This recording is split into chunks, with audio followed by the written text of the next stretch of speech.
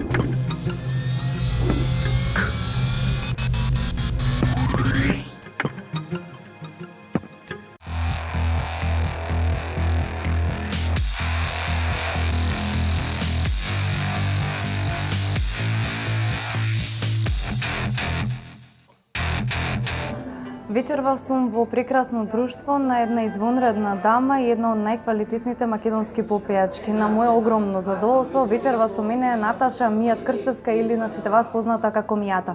Добро ни дојдовте. Добре ве најдов и многу ви благодарам за поканата во вашата емисија, особено што емисијата е со толку оригинален концепт и секако затоа што многу пријатно се чувствувам, ти благодарам. Така, еве најпрво би сакала да ја слушнам вашата дефиниција за урбана дама. Што е тоа што ја прави една жена да живее во еден таков, да речеме, урбан стил? Урбана дама е таа која што знае да излезе од дома, да изгледа тип-топ, која што знае да вози. Значи не може да е урбана дама да не знае да вози у денешно време според мене. Која што знае да функционира безпрекорно во тој силно набиен ритам што нашето секојдневие во Скопје го бара, а потоа, кога ќе ги заврши работните обврски, да биде дома, секогаш насмејана, одморена, оставени сите стресови надвор од братата и да може да се посвети на домашните со љубов и несебичност. Така да, можеби тоа е дефиниција и општо и за секоја дама, нели, жена. Меѓутоа, урбана дама е таа која што знае да биде воин во светот на мажите, која што знае да биде најнежната мајка во светот на децата. Така. Колку е важен надворешниот изглед во целиот тој склоп на урбана дама? За жал важен е. Значи, јас имав шанса да живеам 3 години во Америка.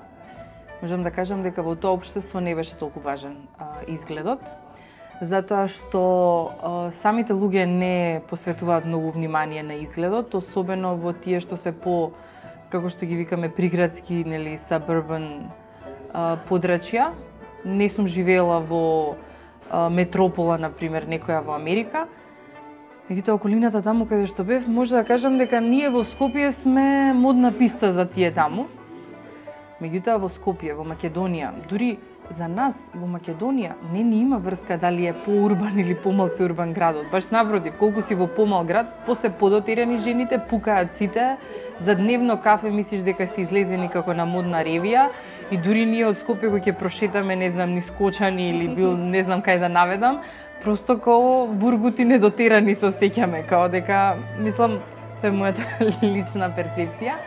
Меѓутоа, ете во Скопје знаеме да се трудиме.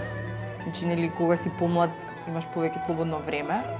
Постарите, нели, на секој му е задоволство кога ќе види некоја господја во години, добро одржана, дотерана, на ниво. Мислам дека и од странски посетители сме добиле низа комплименти дека урбаните жени во Скопје и во Македонија се на завидно ниво. Така, апсолутно важиме дека го имаме тој епитет. Еве, јас најдов едно истражување во кое се наведува дека 90% од жените не излегуваат од дома без шминка. Па би сакала да ве прашам дали сте вие една од нив? Јас сум оној процент што излегува од дома без шминка и се шминка додека вози. Значи, Јас мислам дека има закон за невозење и изборување на мобилен, ама уште нема закон за не шминкање, не јадење дека се вози и тука нели се прикрадувам. Обавезно се шминкам дека возам. Ме релаксира. Како сувозач и возач на семафори, тап-тап, пруштавање, сега не ајлайнер, нели нормално. Ама не знам дали немам време или не уживам. Тоа ми е како изгубено време пре нешто друго или повеќе ќе поспијам на сабајле, пошто имам доста возење до работа, така да можеби и ради тоа. Не ми е нели работата на 5 минути, туку имам половина час патување, за половина час за на сцена ќе се спремиш, а не за на работа. Така, обврските се една од нашите денешни теми.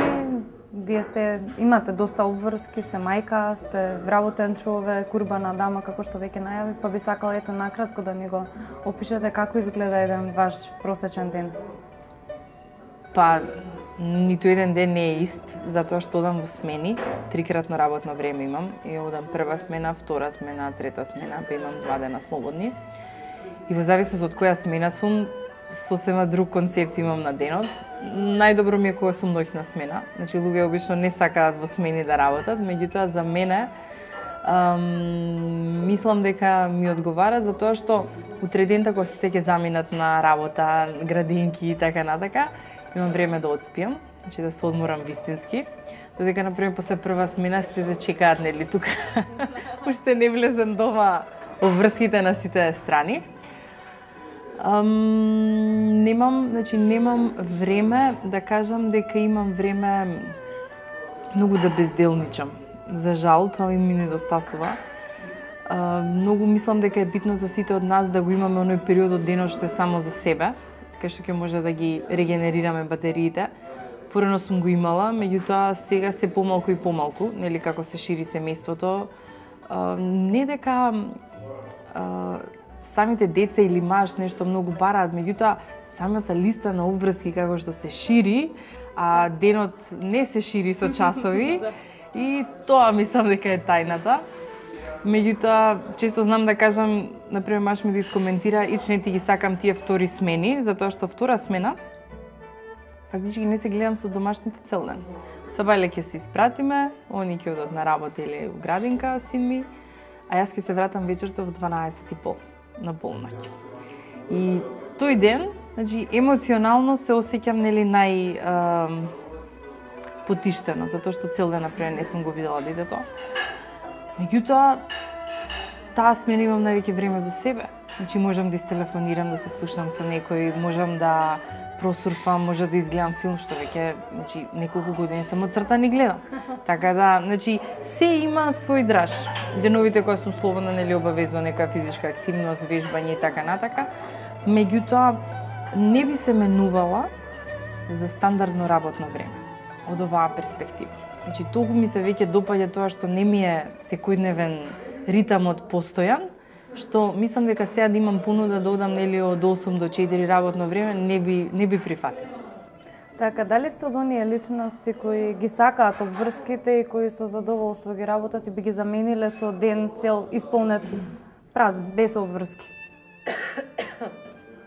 Значи, дефинитивно сум од луѓето кои што толку набиваат обврски што се губат себе си, значи се заборавам до кај можам, што не можам, да истоштеност максимално чувствувам навечер, меѓутоа утредента, после таков ден, самото тело не може веќе да ми одговори на ново темпо со обврски. Можеби пред 10 години не сум го чувствувала тоа, меѓутоа сега морам да одболувам, што викаме во наводници, да го излежам денот наредниот, така да повеќето од деновите ми се многу активни, со многу динамика. Значи, тоа и самиот карактер, човекот си набива динамика колку што може. Меѓутоа, тие денови што ми се, например, само за семејство или само за себе, ми се бесценети. Иако се многу помалку од тие динамичните. Наша денешна тема е искреноста. Па би сакала да го слушнам вашето размислување на таа тема. Дали сте искрен човек? За жал, многу. Се смејам затоа што не често среќавам луѓе што се многу искрени. Имав коментари, значи, од родители, од постари, дека сум ми преискрена. Не секогаш луѓето сакале да слушнат, не знам што обона, меѓутоа, искреноста е едно, цинизмот е друго. Значи, јас во комуникација со луѓе, ако немам што да им кажам позитивно, не им го кажувам. Значи, не сум таква брутално негативно искрена. Меѓутоа, да ги лажам луѓето никогаш. Затоа што сметам дека колку човек е поизграден и има повисока самодоверба, и нормално е добар, толку повеќе е отворен. Кога си отворен човек, искреноста е, нели, нормално брат и сестра. Нема тука да си отворен и енергетски да зрачиш и да си пристапен за комуникација со луѓето, а да продаваш нормално лаги. Сметам дека луѓе што се лажливи, надменост имаат, дека всушност сакаат да сокријат некој несовршенство во себе, имаат потреба, нели, да лажат и да направат некоја слика што не е реална. А кога човек е среќен со својата слика внатрешна, мислам дека нема ни потреба да е неискрен. Така да, како ви кажат, ако ја сокријам вистината, не е дека лажам. Така, дали некогаш би се случило да ве повреди вас нечија искреност? Апсолутно, затоа што, например, од најблиските очекувам да бидат брутално, 100% искрени од мене. И дали се тоа пријателки, дали се тоа семејство. Значи, од нив очекувам и за нив немам гард, немам заштитна обвивка, туку на нивните искрени стрели, значи ме боли. Нормално е тоа.